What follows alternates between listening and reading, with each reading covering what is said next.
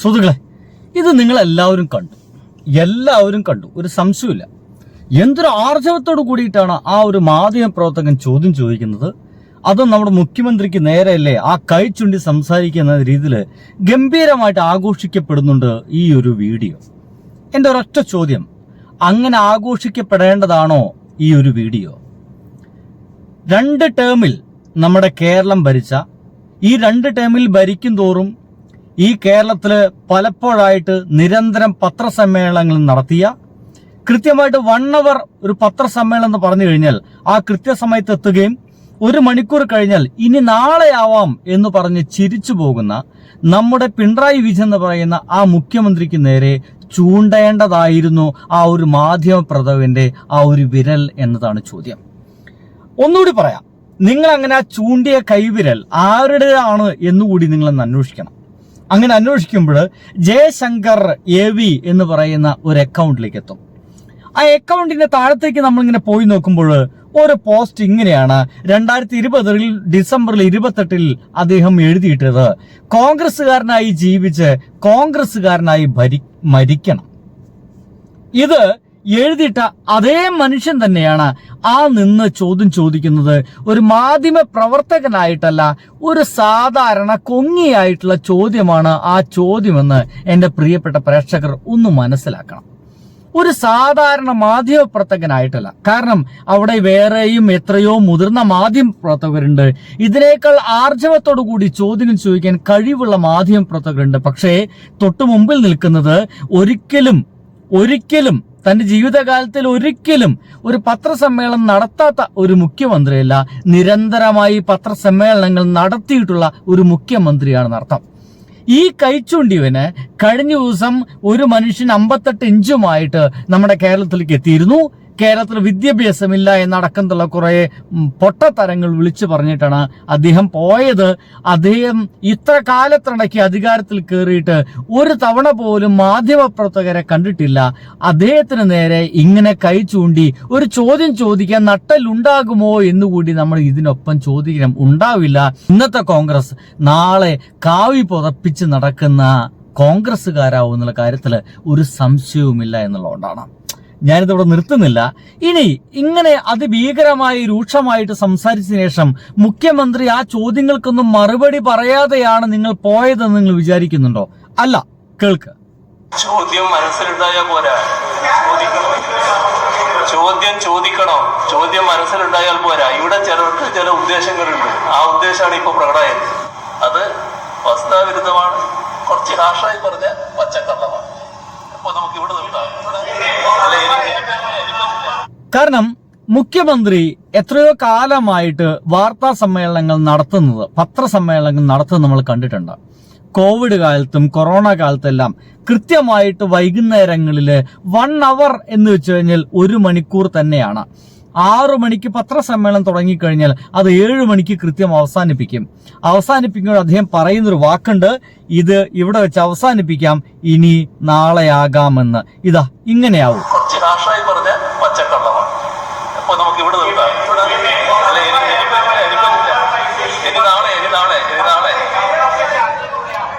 കണ്ടില്ലേ?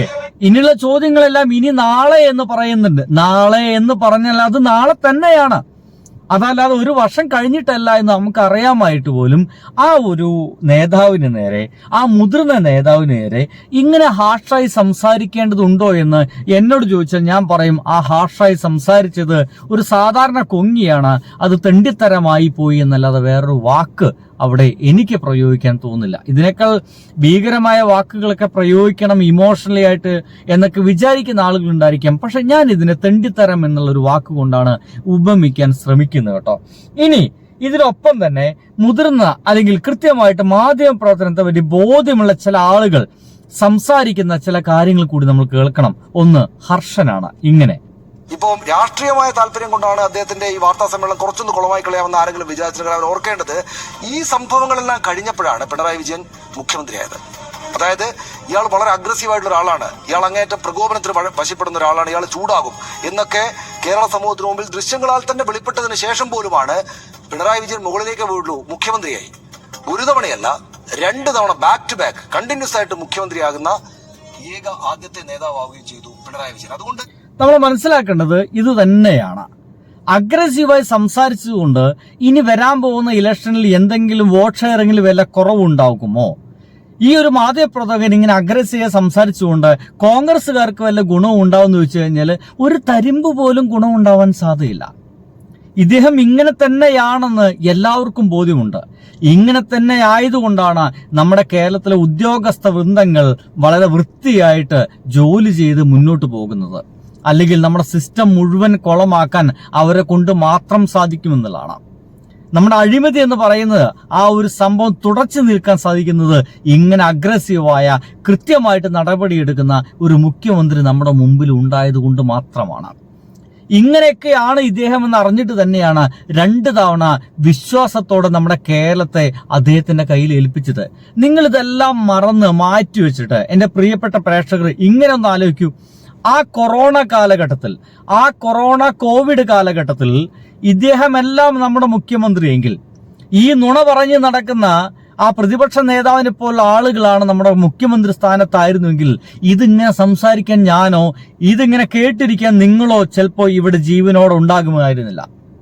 കാരണം കോൺഗ്രസ്സുകാര് ലോക്ക്ഡൌൺ വേണമെന്ന് ഇവിടെ മുഖ്യമന്ത്രി പ്രഖ്യാപിക്കുന്ന സമയത്ത് എന്തിനാണ് ലോക്ക്ഡൌൺ, നല്ല വെയിൽ കൊണ്ടു കഴിഞ്ഞാൽ കോവിഡ് പോവില്ലേ, കൊറോണ പോവില്ലേ, പാത്രം കൊട്ടിയാ പോവില്ലേ എന്നൊക്കെ വിശ്വസിച്ച് നടക്കുന്ന ഒരു ടീമായിരുന്നു എന്ന് ഒന്ന് വ്യക്തമായിട്ട് പഴയ രേഖകളൊക്കെ എടുത്തൊന്ന് പരിശോധിച്ച് നോക്കിയാൽ നിങ്ങൾക്ക് മനസ്സിലാവും. കഴിഞ്ഞിട്ടില്ല, ഹർഷനെ നിങ്ങൾ കേൾക്കുക തന്നെ വേണം.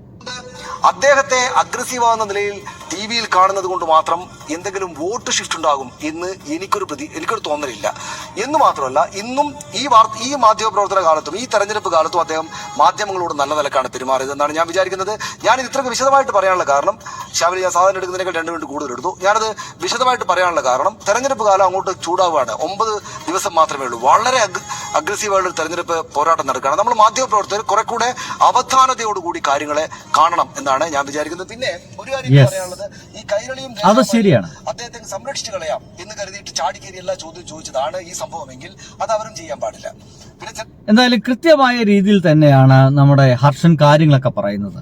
ഇതിനൊപ്പം തന്നെ എനിക്ക് ഇഷ്ടമുള്ള ഒരു വാർത്താ അവതാരക തൊട്ടപ്പുറത്തിന്റെ ശ്യാമിലി ശശിധരൻ കൃത്യമായിട്ട് അവധാനതയോട് കൂടിയിട്ടൊക്കെ സംസാരിക്കുന്ന ഒരു സ്ത്രീ ആയതുകൊണ്ട് അവരെ കൂടി വാക്കുകൾ നിങ്ങൾ കേൾക്കണമെന്ന് ഞാൻ ആഗ്രഹിക്കുന്നു. ഞാൻ പറയാൻ പോകുന്നത് ചിലപ്പം ഒരുപക്ഷെ സോറി അവരല്ല ഇഷ്ടപ്പെട്ടൊന്നുമില്ല. ഞാൻ ഈ കാര്യത്തിൽ പൂർണ്ണമായിട്ടും സമ്പൂർണ്ണമായിട്ടും മുഖ്യമന്ത്രി പിണറായി വിജയന്റെ കൂടെയാണ്. കാരണം എന്താണെന്ന് വെച്ചാൽ ഒന്നിലേറെ കാര്യങ്ങളുണ്ട്. അതിലൊന്ന് പ്രധാനപ്പെട്ട, എനിക്ക് തെറ്റുപറ്റി അവരെല്ലാം സംസാരിക്കുന്നത് ഇതിനോട് പ്രതികരിച്ചത് വളരെ നന്നായ രീതിയിലാണ്. അതായത് അദ്ദേഹം അവിടെ നിന്ന് എഴുന്നേറ്റ് പോയി, അദ്ദേഹം വാർത്താ സമ്മേളനം നിർത്തിയിട്ട് എഴുന്നേറ്റ് പോയി. അപ്പോഴാണ് അവിടെ ഒരു അരുചികരമായിട്ടുള്ള സംഭവം ഉണ്ടാകുന്നത്. ഒരാൾ വാർത്താ സമ്മേളനം നടത്താൻ വേണ്ടി വരുമ്പോൾ അതിന് പുറത്ത് വലിയ ബഹളം, അതൊരു മുതിർന്ന രാഷ്ട്രീയ നേതാവ് വന്ന് വാർത്താ സമ്മേളനം നടത്താൻ വലിയ ബഹളം ഉണ്ടാവുകയും കൈ ചൂണ്ടി ചോദ്യം ചോദിക്കുകയും മറ്റുമൊക്കെ ചെയ്തു. അത് അരുചികരമായിട്ടൊരു സംഗതിയാണ്.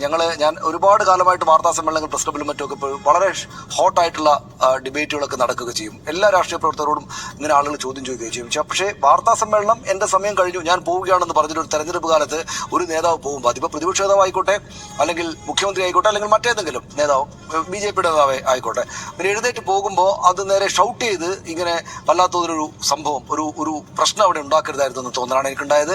അപ്പോൾ അത് പക്ഷെ മുഖ്യമന്ത്രി ആണെങ്കിൽ അവിടേക്ക് പോയെടുത്ത് നിന്ന് തിരിച്ചു വന്ന് അദ്ദേഹത്തിന്റെ കസേരയിലേക്ക് ഇരുന്നിട്ട് കൃത്യമായിട്ട് ഉത്തരം പറയാം. അതേക്കുറിച്ച് വളരെ കൃത്യമായിട്ട് കാര്യത്തിൽ നിങ്ങൾ ചോദ്യം ഉണ്ടെങ്കിൽ ചോദിക്കണമായിരുന്നു എന്ന് പറയാ ചെയ്തത്. എന്ന് വെച്ചാൽ ഇത് ഹർഷൻ പറയുന്നതിനൊപ്പം തന്നെ നിൽക്കാൻ തോന്നുന്നു. കാരണം നമ്മളെല്ലാവരും ദൃശ്യം കണ്ടതാണ്. പക്ഷെ ഇപ്പോൾ പ്രചരിപ്പിക്കപ്പെടുന്നത് ആ മനുഷ്യൻ, കോൺഗ്രസ്സുകാരനല്ല ജയകൃഷ്ണൻ എന്ന് പറയുന്ന അവൻ ആ ഒരു ഹാർഷായിട്ട് ചോദ്യം ചോദിക്കുന്ന മാത്രമാണ് ഇപ്പോൾ ഇങ്ങനെ എന്തൊരു വീരസ്യം പോലെ ഇങ്ങനെ പ്രചരിപ്പിക്കപ്പെടുന്നത്. അതിനുശേഷം അദ്ദേഹം അവിടെ വന്നിരിക്കുകയും ചോദ്യം മനസ്സിൽ വെച്ചാൽ പോരാ, ചോദിക്കണം. 1 മണിക്കൂർ അദ്ദേഹം അവിടെ ഉണ്ടായിരുന്നു എന്നതാണ്. ആ 1 മണിക്കൂർ സമയത്തൊക്കെ അവർ ചോദ്യം ചോദിക്കാൻ കഴിഞ്ഞില്ലെങ്കിൽ അത് അവരുടെ പരാജയമാണ്. അതവിടെ പരാജയമാകുന്ന പോലുമില്ല. വേണമെങ്കിൽ അടുത്ത ദിവസം ഇതേ മനുഷ്യന് വീണ്ടും വന്ന് ചോദ്യം ചോദിക്കാവുന്നതാണ്. പക്ഷേ അത് ചോദിക്കാതെ ഒരു പത്രസമ്മേളനം കുളമാക്കുകയും ആ കുളമാക്കുന്നതിലൂടെ ചിലതൊക്കെ ലക്ഷ്യം നേടുകയും ചെയ്യുകയാണെങ്കിൽ അത് ഇവിടെ നമ്മുടെ കേരളത്തിൽ നടക്കുമെന്ന് എനിക്ക് തോന്നുന്നില്ല. എന്തായാലും എൻ്റെ മറുപടി ഇതോടുകൂടി ഞാൻ അവസാനിപ്പിക്കുന്നു. ഞാൻ ഈ ഒരു വിഷയത്തിൽ മുഖ്യമന്ത്രിയോടൊപ്പമാണ്, ഈ കോൺഗ്രസ്സുകാരനായ ആ ഒരു മാധ്യമപ്രവർത്തനോടൊപ്പം നിൽക്കാൻ എനിക്ക് തോന്നുന്നില്ല എന്നാണ് എനിക്കിപ്പോൾ പറയാനുള്ളത്. നിങ്ങളുടെ അഭിപ്രായം എന്ത് തന്നെയായാലും സത്യസന്ധമായിട്ട് എഴുതി വയ്ക്കുക. ഇതിൽ എഴുതി വയ്ക്കുന്ന അഭിപ്രായം അദ്ദേഹത്തിനെതിരെയുള്ളതാണെങ്കിലും നിങ്ങൾക്ക് എഴുതി വെക്കാവുന്നതാണ്. ഒപ്പം തന്നെ സഹൃദയർക്ക് വേണ്ടിയിട്ട് കഴിയുമെങ്കിൽ ഈ വീഡിയോ ഒന്ന് ഷെയർ ചെയ്ത് കൊടുക്കുക. അപ്പോൾ സുഹൃത്തുക്കളെ, അടുത്ത ദിവസം കാണാം. ഒന്ന് സബ്ബടിച്ചിട്ട് കൂടെ കൂടണമെന്ന് പറഞ്ഞുകൊണ്ട് ഞാൻ നിർത്തട്ടെ. ബൈ.